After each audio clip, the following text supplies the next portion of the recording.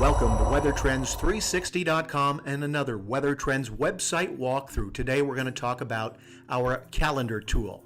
Looks somewhat sparse, but it is functional and it's free. And what you get is a 14-day forecast. If you're looking for just a little bit more, if you're registered by email, what you would get is a 30-day forecast for your location, historical weather data for your location, as well as unlimited custom severe weather alerts. Now, we're going to make the assumption you're either an enterprise client of ours or our most popular option, the Ag Small Business option, $24.95 a month. That's about $300 a year. What will you get?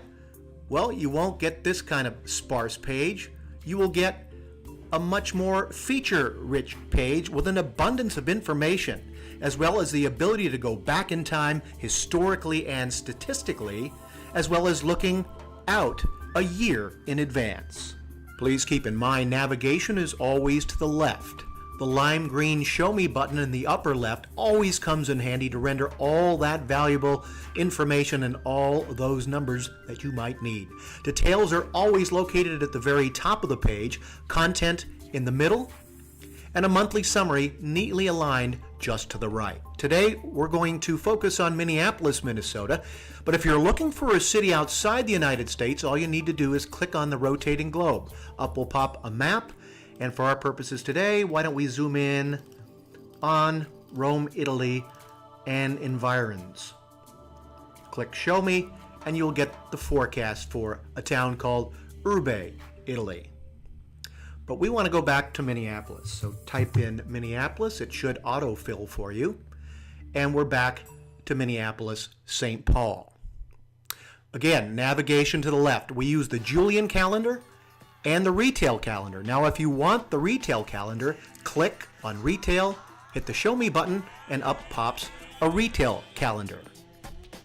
But we want to go back to the Julian calendar. Click on Julian, hit Show Me. We also have the option of Fahrenheit or Celsius. Right now we have Fahrenheit. If we want Celsius, click on Celsius, click the Show Me button, and we have the Minneapolis-St. Paul high and low temperatures for 30 days in Celsius. For our purposes, we want Fahrenheit. So click on F, Fahrenheit, Show Me, and we're back to Fahrenheit for Minneapolis-St. Paul. Today's date is Friday, September 5th, and we're looking at details for Minneapolis-St. Paul. And for that, we go to the top of the page. You can see they're expecting mostly cloudy skies, high of 68, low of 55, and all the details you could possibly want to help you. Wind northwest at 10 with gust to 25. You get humidity, precip, snowfall. Yes, it's Minneapolis, but still September, maybe not quite yet. UV index, soil moisture, soil temp, daylight hours, sunrise, sunset, moonrise, moonset, moon illumination. Also the average temp against last year. In this case, 11.3 degrees cooler today than at this time last year. You also get the average temp versus normal, in this instance, minus 5.5 degrees cooler. As you can see, we're in the low high temperature section of the data area in the navigation.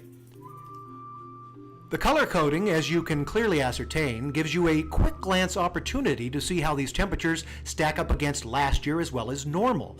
Blue being much colder, light blue being colder, gray is similar, orange is warmer, and the red signifying much warmer. Let's see how temperatures in Minneapolis on Thursday, September 11th stack up against last year's temperatures. Click on last year and you can clearly see Thursday, September 11th this year will be 21 degrees colder than this time last year. You can also check what it is versus normal. It'd be 10 degrees colder than normal. So go back to last year, you can see 21 degrees colder on September 11th than last year.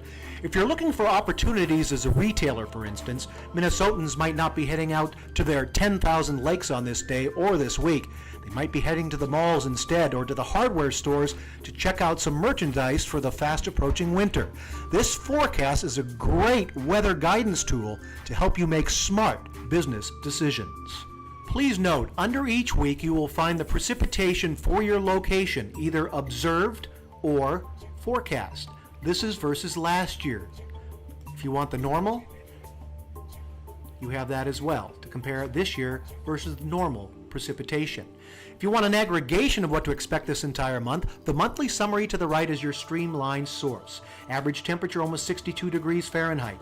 That's almost 5 degrees cooler than last year, but it's about normal. Heating degree days, cooling degree days, growing degree days. Total precipitation this month, 1.61 inches.